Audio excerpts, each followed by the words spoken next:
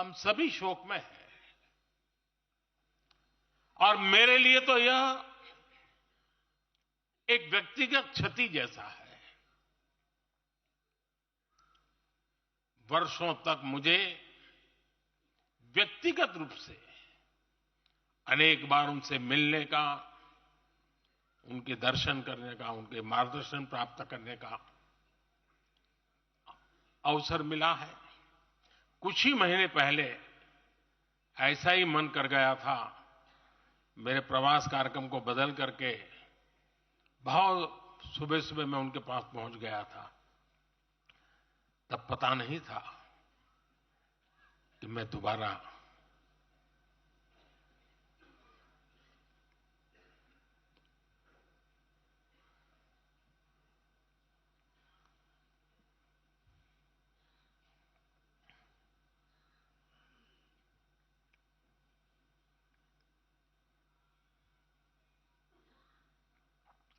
उनके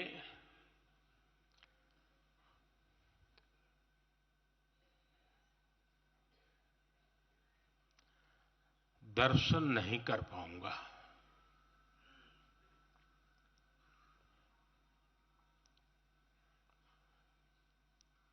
ये मेरा सौभाग्य रहा है कि पिछले 50 से भी ज्यादा वर्षों से मुझे देश के गणमान्य आध्यात्मिक मूर्तियों के निकट रहने का, उनके आशीर्वाद पाने का अवसर रहा है।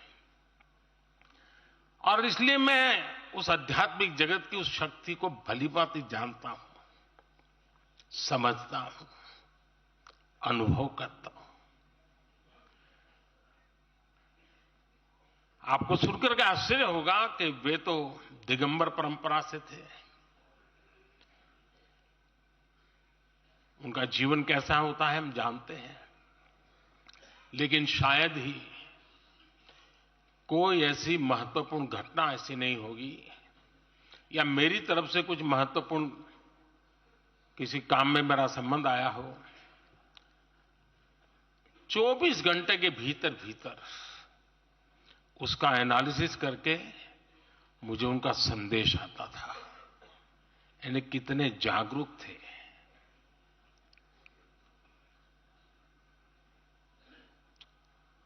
और अपनी विराट आध्यात्मिक यात्रा और उसके बाद भी वो हम सबको हमेशा प्रेरणा देते रहे हैं। जीवन भर उतनी सौम्यता के साथ उनका लोगों को मिलना, उन्होंने हमारे युवाओं को परंपराओं से जोड़ा, गरीबों तक शिक्षा और स्वास्थ्य की सुविधाएं पहुंचाई। उनका पूरा जीवन उस व्यक्ति के लिए प्रेरणा जैसा है जिसने गरीबों और वंचितों के लिए काम करने का संकल्प लिया है। आज जब भारत प्रगति के पथ पर आगे बढ़ रहा है, मुझे विश्वास है कि उनके सिद्धांत और उनका आशीर्वाद ऐसे ही भारत भूमि को प्रेरणा देता रहेंगे।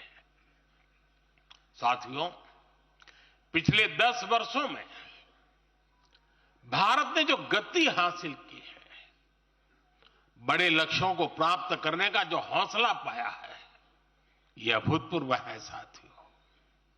और इसलिए नहीं कि मैं कह रहा हूं, दुनिया गाजे बाजे के साथ बोल रही है। भारत ने आज हर क्षेत्र में जो ऊंचाई हासिल की है, उसने हर देशवासी को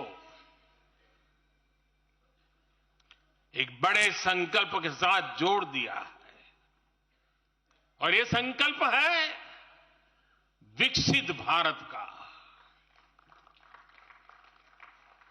अब देश न छोटे सपने देख सकता है और देश न अब छोटे संकल्प ले सकता है।